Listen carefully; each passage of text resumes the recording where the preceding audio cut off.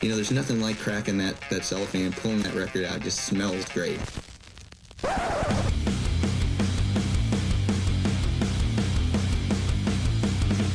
Welcome to BODS Mayhem Hour. Non-stop hardcore energy. I love the show, guys. You're awesome. Unlike any other. With your host, John the Bod, a.k.a. the Bod Father. Man, this stuff rocks. Hey, everybody. This is Michael, Sweet of Stryper, and you are listening to BODS Mayhem Hour. The views and opinions of the guests do not necessarily reflect the views and opinions of BODS Mayhem Hour, its staff, affiliates, or sponsors. Parental discretion is advised. Welcome to BODS Mayhem Hour. Hey everybody, welcome to BODS Mayhem Hour. I'm your host, John the Bod, aka the Bod Father, and as always, I bring you guys and gals awesome interviews. Before I introduce our awesome guest, please get out and subscribe to the BODS Mayhem Hour YouTube page. It takes 2 seconds to click subscribe and click on that notification bell, so that way you'll keep up with everything and anything that comes down the pipe for BODS Mayhem Hour, because we've got a lot of great stuff, that's coming up here. So I want to introduce our guest today. I want to welcome back our guest actually to the podcast, guitarist and vocalist Michael Sweet of Stryper. Legendary heavy metal band Stryper recently released their latest single, Rise to the Call, on June 24th off their upcoming album set for release later this year. So Michael, welcome back to the podcast, and how you doing, my friend? Thank you so much, man. I'm doing great, and I appreciate that really kind, generous welcome there. And I just noticed, man, I really got like a trucker tan going on here on my arms.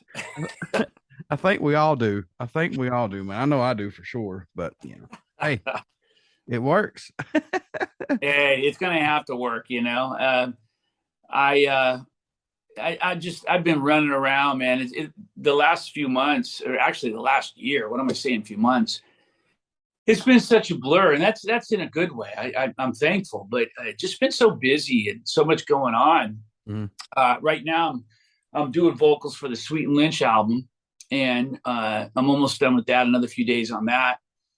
And then we start picking up Stryper dates and hit the ground running again with all those dates that we have on the calendar. So, I'm just trying to breathe in between it all. When are we looking for the Sweet and Lynch release, possibly? That's a good question. I'm turning in my vocals early next week. And Alessandro, he and I are co-producing this time around. And Alessandro needs to do some things and add some background vocals and some keys here and there, and then mix it. So, realistically speaking, I can't see it being finished until maybe early August, mid-August. That being said, if it's turned in at that time, it's usually about a 5 or 6 month lead time after that to prep the release. So, do the math on that. That takes us into next year, right? Yeah, exactly. Wow. So probably next year. I mean, I could be wrong. They might push and try to get it out this year, but I'm guessing next year, probably January, February, March of 2023. It's now been some 37 plus years after emerging from the Southern California nightclub scene. How difficult was it for a band at that time to get noticed or even get a chance versus today? Oh, man. Well, it's when I look back on those times and I really give it some thought and consideration, during the time, it seemed really, really tough. And I only say that now because of how hard we worked. We worked really hard, and that's not to say other bands don't work hard, but we worked extra special hard. And, we all worked jobs. We'd save our money. I was going to school because I was still in high school when we were doing demos and working jobs. I'd get up in the morning and work for a catering company, loading catering trucks, before I'd go to high school. Then I'd go to school, come home, and then write songs or do demos. And then on the weekends, we'd do demos at Casbah, and we'd save our money, pull our money in order to do that. This went on for quite a while, quite a few years.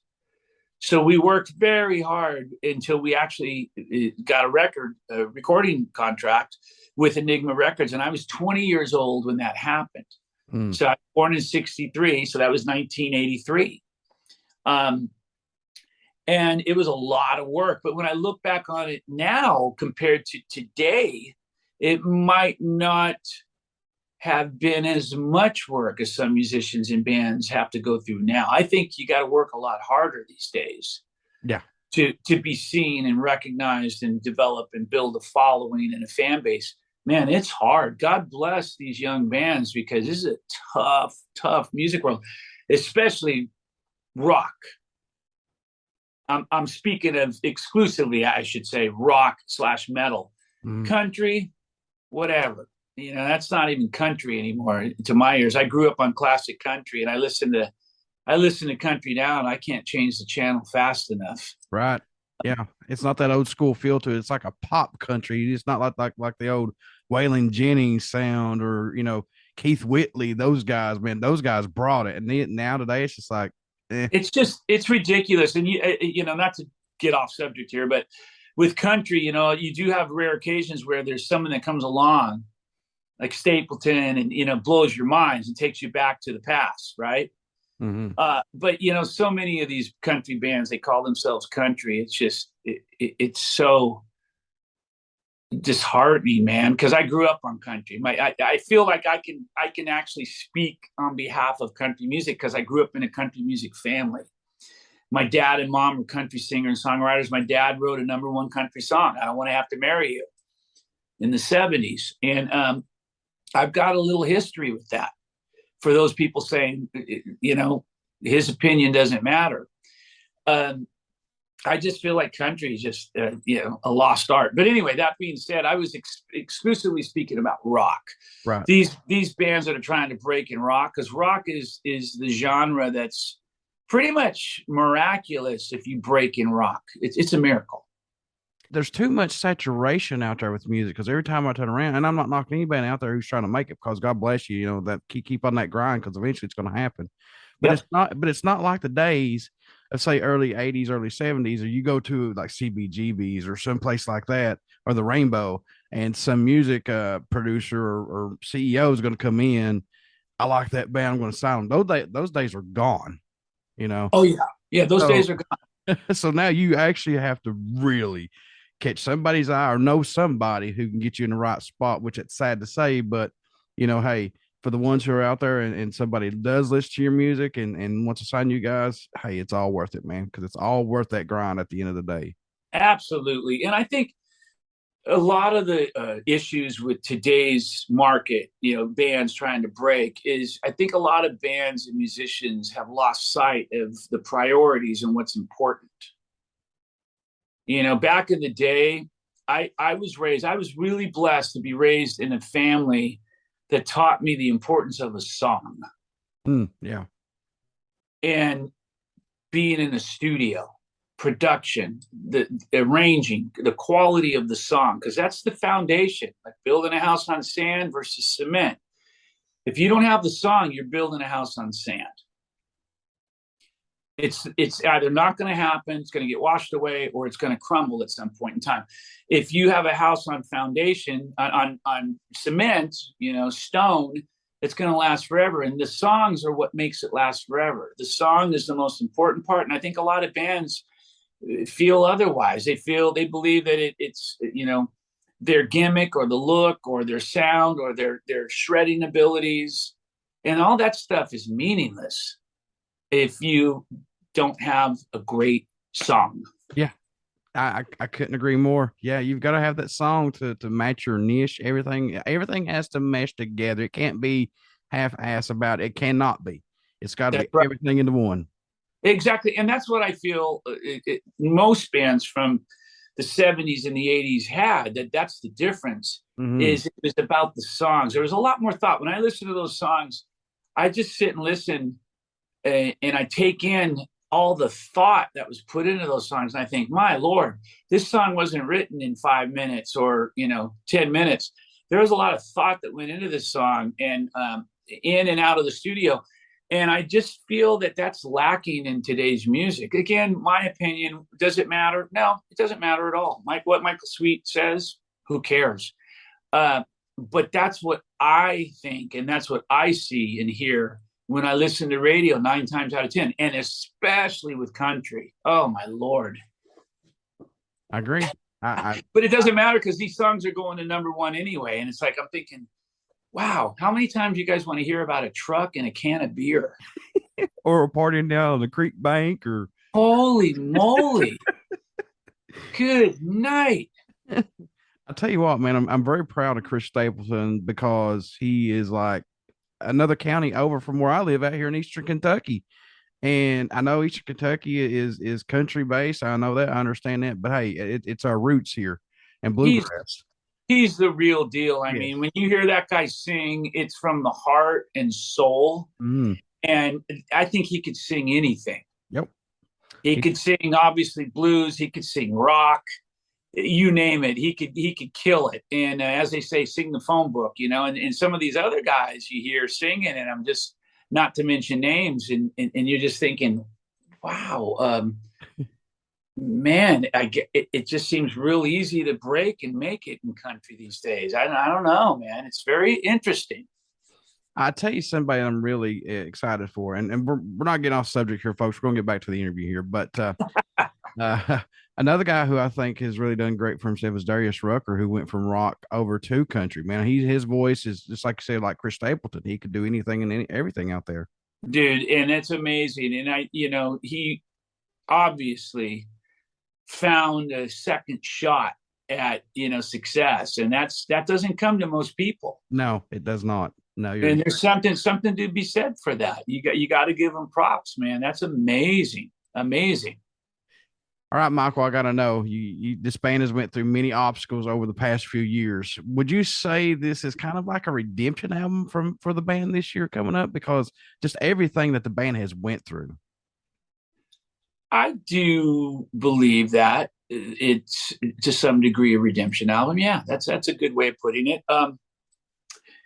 I always feel as a writer, producer, performer in the band, I always feel like, for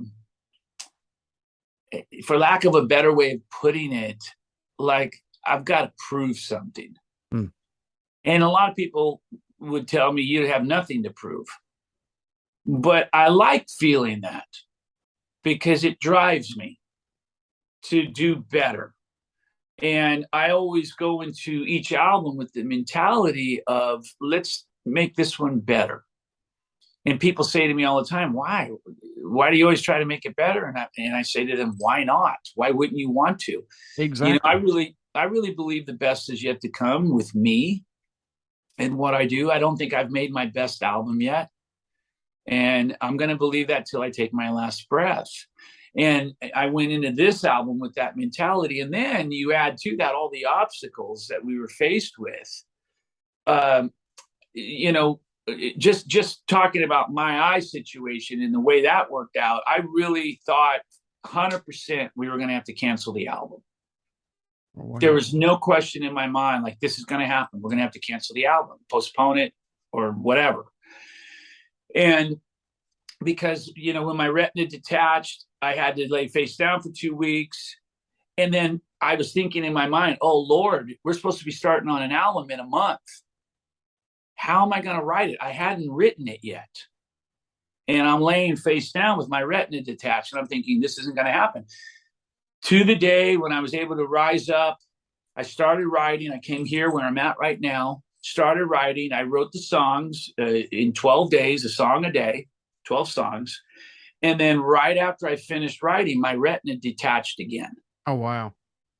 And, I don't know if a lot of people know this story or not, but it literally, a few days later, it redetached. I had to go back in for a second surgery, and they reattached my retina and they put oil in. I had to do the face down thing again. And when I was able 2 weeks later to raise my head, the next day we drove out to the studio and started recording this album. So it was really, the odds were against me. And it was really miraculous how that worked out. And then everybody knows Oz's story, going through what he went through with his surgery. Yeah. And, before that. And he and I were able to get through it. And, I've said this in the press release and in interviews, we kind of laughed about that, hey, look, you're deaf in one ear and I'm blind in one eye, or practically blind in one eye. And we would laugh about it, about our ailments. And that's what helped us get through the process and deliver, I think, what may be our best album. Who knows? Did the songwriting, though, come much easier on this one, do you think, after all this, man? Or was it you kind of struggle with it? Or let's talk about that a little bit. No, it came very easy. I mean, I came in here not knowing what to expect, being concerned because of my eye. Mm-hmm. At that point, when I first came in here, I was sore, man. I still looked like I'd been in the ring with, Rocky Balboa. Jeez. And I was still sore and beat up. And I came in here and I started writing. And once I started the process, the ball just started rolling faster and faster.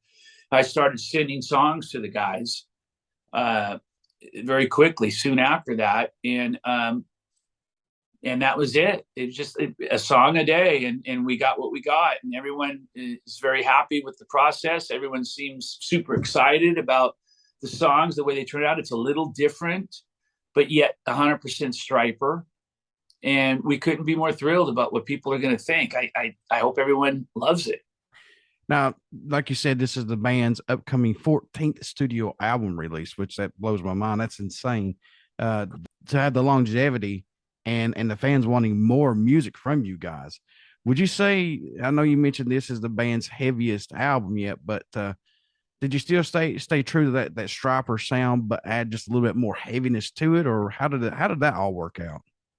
We did. We absolutely stayed true to the Stryper sound. No doubt. We always have to do that. The only album we didn't do that on was Against the Law. And I know it's some fans, a fan favorite, not the majority of the fans, but some fans love that album. But we didn't stay true to ourselves on that album. This album, 100%. The classic Stryper guitar tone, the style of songs, the yellow and black, all that stuff that you expect from Stryper, it's still there in place. But yet it's a little different as well. We tune down. Normally, our tuning has always been E flat. From the very first album up to this album. And we decided to tune down to D, so a half step lower than all the other albums. And it gave us a little thicker, heavier sound in the guitars and the bass, for sure. And even vocals. But that gave it a little different sound. And it's really interesting, man, that this is number 14. And that being said, number 14, having taken many years off, I left the band in 92 and we didn't get back together again with a release until 05. So you're talking about 13 years in between, the last release, classic release, and the first modern release.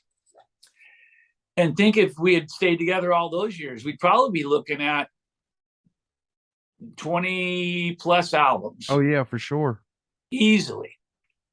Sure.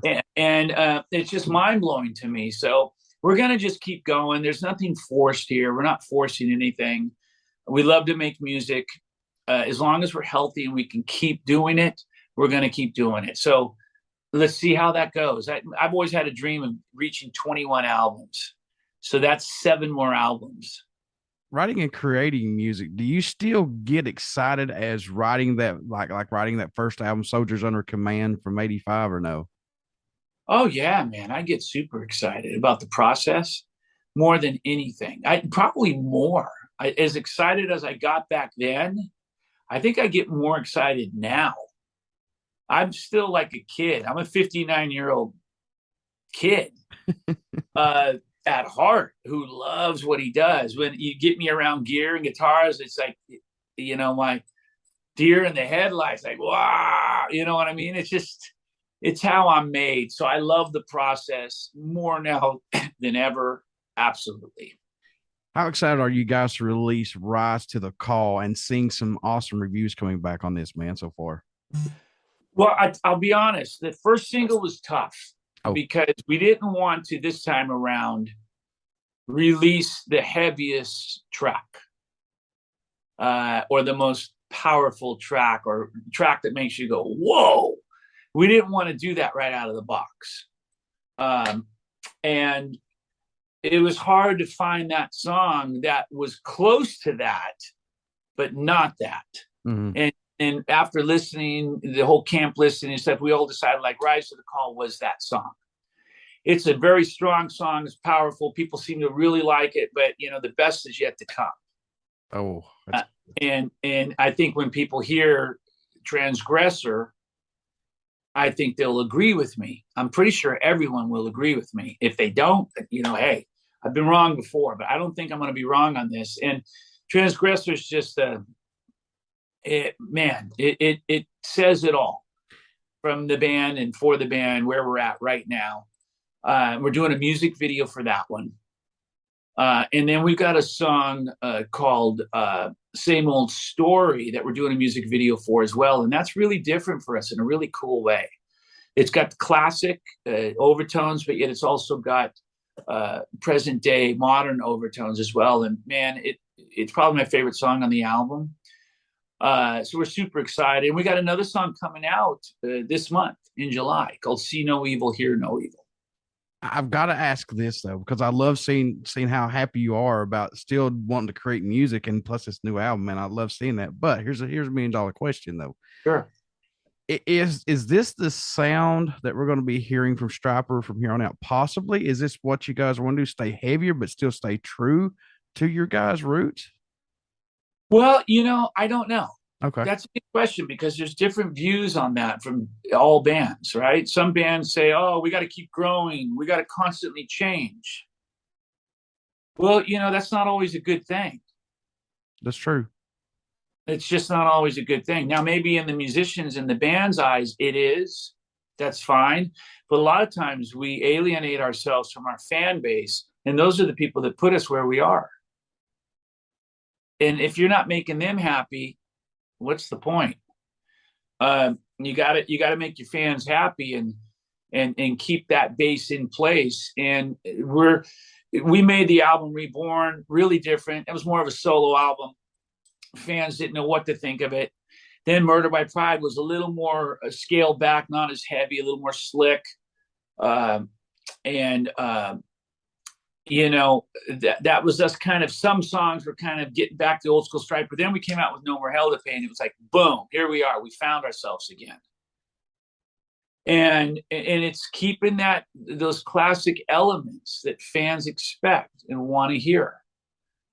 And that we love giving fans. It's not like oh God, here we go. We got to give them another heavy song like Transgressor. It's not like we don't enjoy that. We love heavy. Mm. We love doing what we do and how we do it. But down the road, who knows? I mean, as we get older, maybe we'll try something really different, or, do a spin on all of our songs, like, Latin style or who knows? Right. I just don't know. We like doing different things as well. Get some B-sides out there, man. That'd be cool too. We love it, man. We love doing things that are unexpected. That's why we did the song "Take It to the Cross." Take it to the cross. Take it to the cross. People are like, "What is this?" Yeah. Love, hate. People loved it. People hated it. Mm-hmm. But it made us happy because it's like, you know what? We stretched out a little bit and did something different. Are these all brand new songs, or songs that didn't make a previous album, or are these songs left in the vault, man? No vault here, man. Only songs that have ever come out of the vault recently was a song called Invitation Only. That was on, I want to say, the last album. I believe it was the last album. That came out of the vault. That was a song that we recorded for Against the Law that never got finished. But we don't have a bunch of songs from the vault. We do have a few songs. Marching into Battle. That was an old song from the band Rock's regime before we were Stryper. When we were a trio, and we used to play Gazaris and the Troubadour as a trio. That's a song I wrote way back when I was, I think, like 17 years old. There's other songs like that. One called Stranded, you might hear from someday. You might get a taste of that. But there's not a lot of vault songs. So these, to answer your question, these are all new songs. These are all songs that I walk in here, I pick up my guitar, and I just start working. I come up with the riff first, and then once I have a riff that I'm feeling, I go into my Easy Drummer software on my computer. I create a groove that fits with the riff, makes it dance. And then once I have that, it's about an hour of arranging the song and completing it. The entire riff and chord structure with the drum structure. And then I have a song. And as I'm doing that, I'm humming melodies. And then I'll do a la, la, la, la, like a melody like that to the guys with the guitar and drum track I just recorded. I'll send that on my phone to the guys. And that's what they're listening to. Mm-hmm. Any tracks that didn't make this album, Michael, we can see on another album or EP down the road from you guys, possibly? There is no track that didn't make it. Every track we record always makes it, except for going back in the 80s. Okay. There were a few tracks that didn't make it. Like I just mentioned, Invitation Only. It didn't get finished. That's why it didn't make it. But, man, we don't like going in. We're not one of those bands that goes in and tracks 20 songs and then picks 12 songs. Yeah. That is a complete, and I highly advise bands who are trying to break, that's a complete waste of energy. Get the songs that are working for the band and for everyone involved. If that's 10 or 11 or 12 for an album, figure those songs out and go and record those songs only. If you want to do B-sides or you want to do, import songs or what have you, that's fine. But don't go waste your energy in the studio and have 6 or 7 extra songs that you put on a shelf. That's a waste of energy, in my opinion. And demos are a waste of energy too. Save all that energy for the real deal, for recording the real album. I never do demos, ever. Was there a track that you were working on that totally ended up sounding different than it was intended to? Was there one that just kept changing or no? That happens. Oh, yeah. Totally happens. But, we've got it down pretty much where what I hear in my head is usually what it winds up being, or really close to that. Not a lot of stuff changes so much where you're going, oh, my gosh, this is totally different than what I thought. On occasion, that happens. If you add like a keyboard part or you take it somewhere else, it gets a little more poppy or it gets a little heavier. That happens on rare occasion. But for the most part, not really. I gotta know, what has bassist Perry Richardson brought to this band, man? What's he brought into Stryper that may have been missing, possibly? I'm not knocking, the last bass. I'm not saying it all, but what's he brought to the band, man? Oh man, he's brought so much. Perry is he's very happy to be here, and that shows in everything about Perry. In his smile, in his outlook, in his production, the way he works in terms of rehearsing parts and working on parts and the time he puts into it. He's a pro, and he's got a heart of gold, and he loves being here, and that really comes out, and that spreads to all of us. It makes us love being here even more so than we already do. So he's a godsend, man. He really is. Perry's in this for life, and he's a little older than all of us, not much, a few years, and I hope he doesn't ever want to retire before us. I hope that day doesn't come. I hope it's based on all 4 of us at the same time saying, let's do this together. But man, he's such a godsend, such a great guy, and we're so blessed to have him. And he's really changed the band internally in terms of the spirit here. It's amazing. I know you have been doing this for years, and I know you've had other projects, my friend. But what's the growth musically you've seen from yourselves possibly working on this new album, or just any of your music in general? What do you see that keeps growing for you as a musician that you keep adding to your repertoire? Well, I just love doing what I do. Mm-hmm. And I realized, I didn't work as hard back in the day as I do now. I mean, I worked hard. I don't get me wrong, really hard. Writing songs in the corner while Rob's taping and painting drums. And, I was always writing and working to pay for this and do that and get new gear. And I worked my butt off, but I feel like I work harder now. And what I mean by that is it's just project after project. If you look at the past 15 years in the life of Michael Sweet, you'll see that in terms of all the projects I've been a part of, much more and far beyond all the projects I was a part of from 84 to 92. So I work hard and I love what I do. And the fact that all these guys want to work with me just it's humbling and it's mind-blowing at the same time. And I can't really figure it out because, I'm nothing special. There are guys that blow me away as a vocalist, a guitar player, a writer, all that stuff. But hopefully I have my own signature thing. And because of that might be part of the reason why these guys want to work with me. I don't know. And maybe my life and, who I am and how I present myself. Maybe that's part of the reason why they want to work with me. But it's very humbling to know that guys like George Lynch and,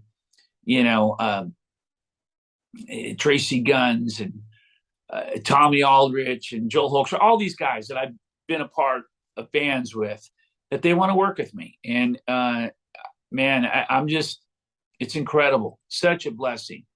And I'm going to keep doing what I do till I can't do what I do. And see how much I can get out there. I don't want to compromise anything. I never do. And I always try to deliver the goods in the best quality, whatever it is I'm doing. And I'm just thrilled to still be doing what I'm doing. And that labels and artists still want to work with me. It's just incredible. I got to ask this because I know you've got like 14 albums out now. Is there any song that hasn't been played live that you want to put in that set list eventually, or have they all been played? Oh man, there's a lot of songs and it's more so songs that have been played live, but haven't been played live for a long time. So songs like Writings on the Wall, that's one of my favorites. I got people come up to me all the time and they say, man, why don't you add Writings on the Wall? That's the best song on In God We Trust. And I'm like, I don't know. We should. And we never do. And I don't know why. It's maybe me just not pushing it along hard enough. I have no idea. But that's just a great song that needs to be added to the set. There's other songs too, like, I'm trying to think, like a lot of recent songs that we should be playing live. Like Let There Be Light. Man, that's a killer song. And I don't think we've ever played that live. And again, it's a favorite from a lot of fans, and we never played it live. It'd be nice to add some of these songs to the set. There are some songs that will never get added to the set because they're just not even close to the quality of some of the other songs in the set. So it's like, why add them? Why waste our time? And again, I won't name names on those songs. I think most fans have figured that one out. But man, there's a lot of songs we will add in the future. I'll tell you that right now. We'll get to a point where we'll be doing some songs. I'd love to go out and do like a B-side set list. Yeah. Where you don't hear Calling on You and Free and Tell with the Devil. It might upset fans, but all it is just stuff you've never heard before. That'd be awesome. I think it would be cool. Yeah. Our numbers might drop in half. But I don't know, maybe not. I got to know this though, man. We're both metalheads, but what's your thoughts on Phil Anselmo and Rex Brown doing a Pantera reunion tour in 2023 with Black Label Society's Zakk Wylde on guitar and Anthrax's Charlie Benante on drums? I mean, to me, I love Pantera. Do not get me wrong, but I think it should just be called a tribute show because there's no Dime, there's no Vinny. Well, that's the question of the day because that's not in the news right now. You go back a few months or over a year ago, and Van Halen was the question of the day regarding that. True. How do you tour as Van Halen without Eddie Van Halen? Yeah, exactly. Yeah, who comes close to playing his guitar? here's the thing. It's real easy for all of us to give our opinions on that. Mm-hmm. And a lot of times those opinions aren't positive. They can be on the negative side. But that being said, you got to take into account the guys that are still alive that were just as big a part of those bands in terms of fame and recognition. Maybe not, but effort, hard work, time involved in that band, absolutely. So that to me gives them the right to do that. Sure. But don't call it, I don't know about calling, like if you go out with Satriani and someone else on bass, Jason they talked about on bass, and then it was Michael, and who knows who, maybe if they do that, don't call it Van Halen. But then again, Alex Van Halen is the drummer and he holds the name. So that's a fine line. Pantera, I do understand some people getting up in arms over it being called Pantera when, the Abbott brothers aren't involved. I mean, they pretty much were Pantera just as Eddie Van Halen was Van Halen, right? We can all agree on that. But again, who is Michael Sweet to say whether they should or shouldn't do that? Right. This is our livelihood. This is what everyone does to pay the bills, and what everyone does just out of the sheer love in the heart for doing it. We love doing what we do, and what else are we going to do? So these guys, they got to continue on, and that's, I don't want to say bread and butter. That's so cliche, but it is their bread and butter. And it's like, I think they should do what they need to do, but as long as they're respectful in the process. When they start disrespecting and doing it in a disrespectful way, that's when I'll step up. I'll be the first one to step up and say, wait a minute here. That's not right. You know what I mean? So let me ask you this though. What about in Stryper? What comes in to replace you? I mentioned it online that if I can't hit the high notes, it gets to a point where I can't sing these songs. We got to bring in another singer. The good thing for me is I'm a guitar player. That's true. You can just switch out, play guitar. Yeah. Now, if I lose the ability to play guitar for whatever reason, and I can't play, then I'll sing. If I lose the ability to do both, obviously, I would want the guys, especially, it's especially my brother, but I mean, all the guys, but I say especially my brother because he and I started this. Right. Yeah. Just like, just like the Abbott brothers, they started Pantera. Really, they were the ones that really built that. And when you get down to it, in terms of the nuts and bolts, and Rob and I, that's the case with Stryper as well. So it's very similar. Rob and I started it, man. There's just no getting around that. That's not my pride talking. That's just history talking. And I would definitely want my brother, if he wanted to continue on. Yeah. And I would think that he would want me to continue on if I wanted to, if it were reversed. But who do you get? And that's that old question. Like, who could replace Rob? Who could replace me? A lot of people. Mm-hmm. But is it ever going to be the same? Never. Nope. And man, I tell everybody this, so I have conversations with them when we talk about Stryper. I'm like, look, they have to be in your top 20 bands because the heaviness that this band has brought to the table, regardless of the Christianity and stuff like that, focused them on as a band. They are great. They've been great since day one.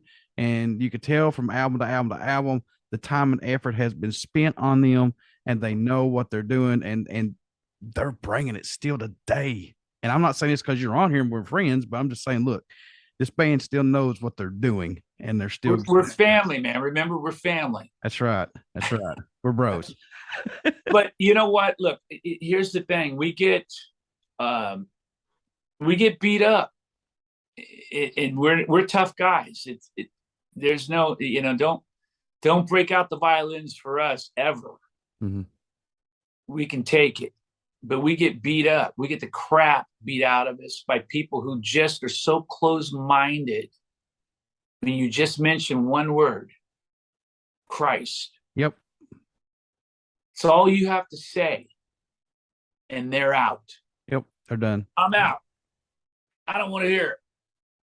But yet they'll sit and listen to a band sing about Satan drinking blood. That's cool. They'll listen to that all day long, or what have you. You know what I mean?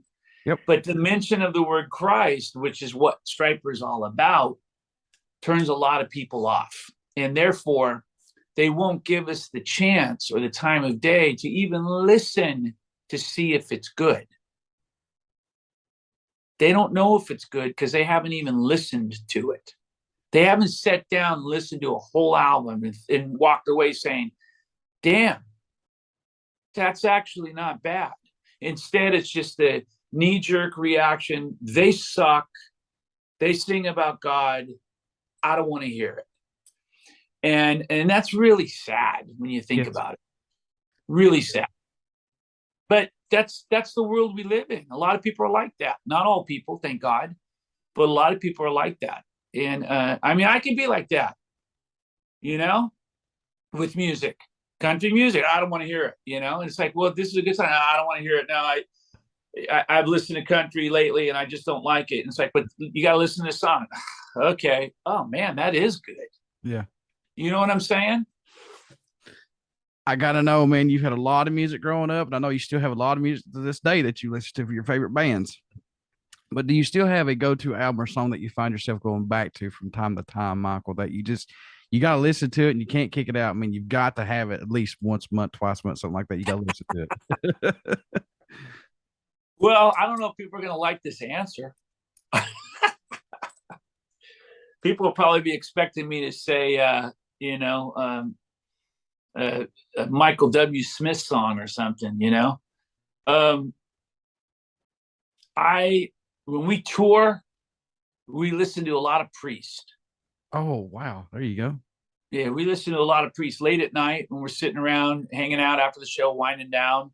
And one song in particular that always gets played, and I stand up and dance to, like, yeah. And a couple of crew guys stand up and dance with me, and we're like, yes. And that's Grinder by Priest. Oh, yeah. Now, you listen to the lyrics, that's why some people might, say, what? But, man, I'm a diehard Priest fan. Always have been, always will be. That's my go-to band, Priest.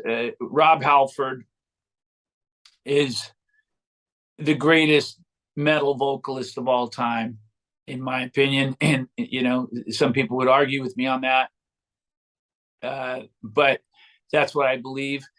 And he really influenced me. And I'm not saying I'm even close to the level of Rob. I'm just saying he made me want to be a better singer. And when I heard Unleashed in the East and I heard him singing, I couldn't believe what I was hearing. And I went home. I was a sophomore in high school.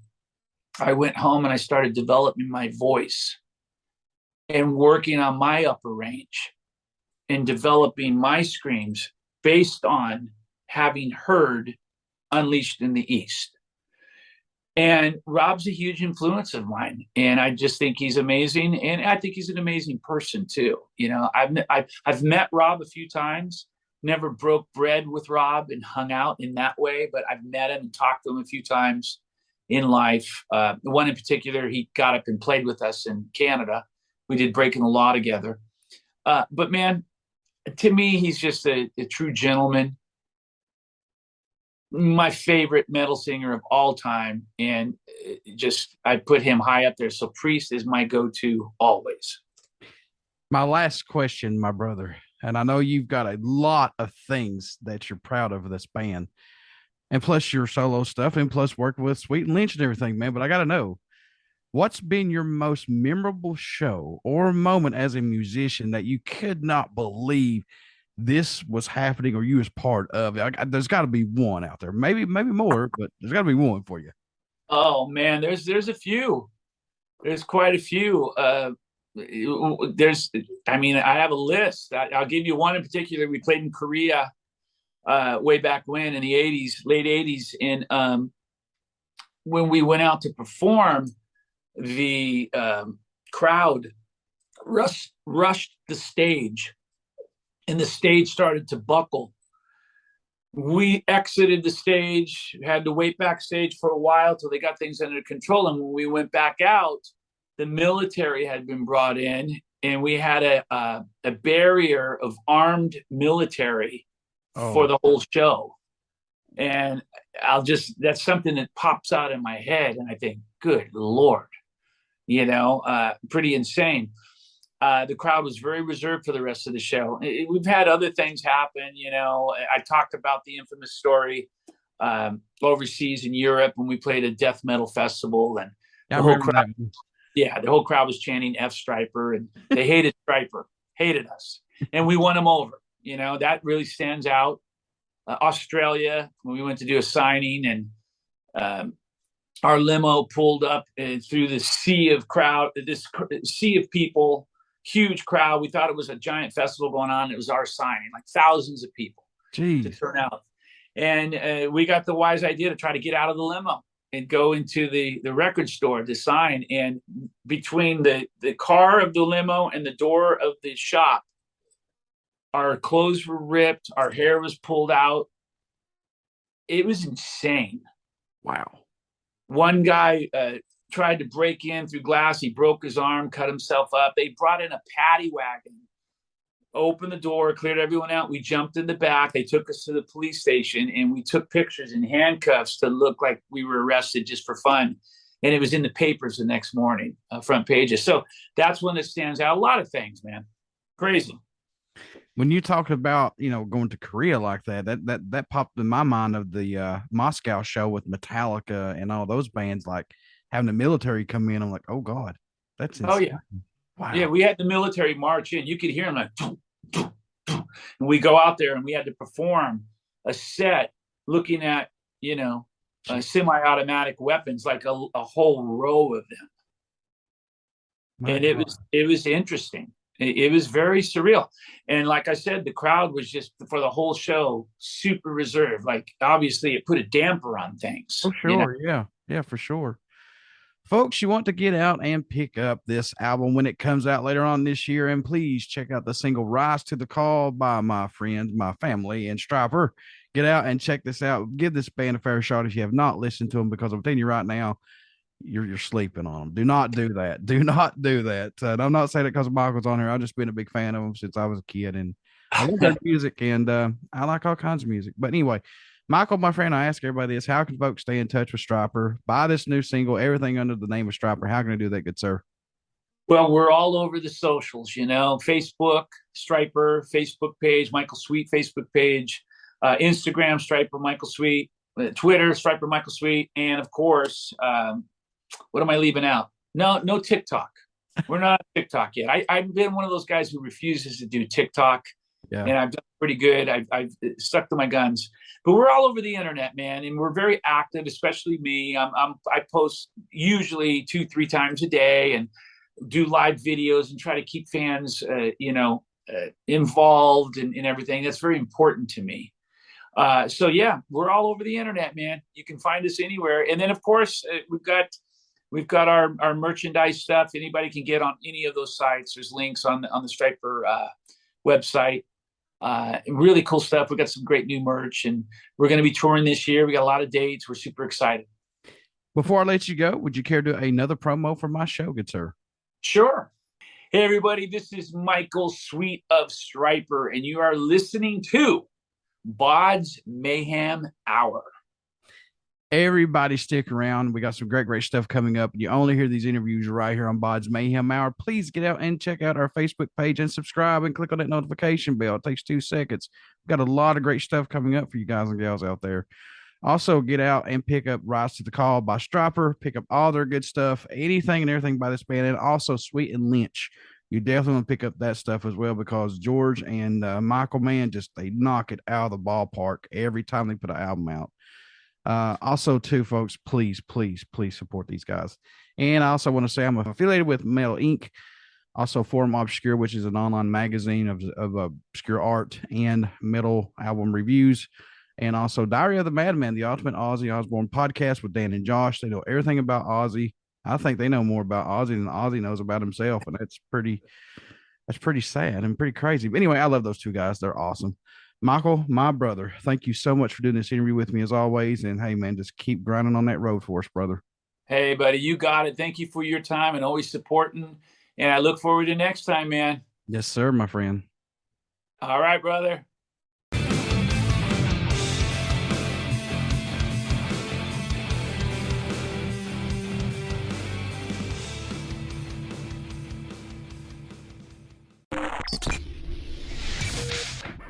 You're listening to BODS Mayhem Hour. Follow us on Facebook, Twitter, and Instagram.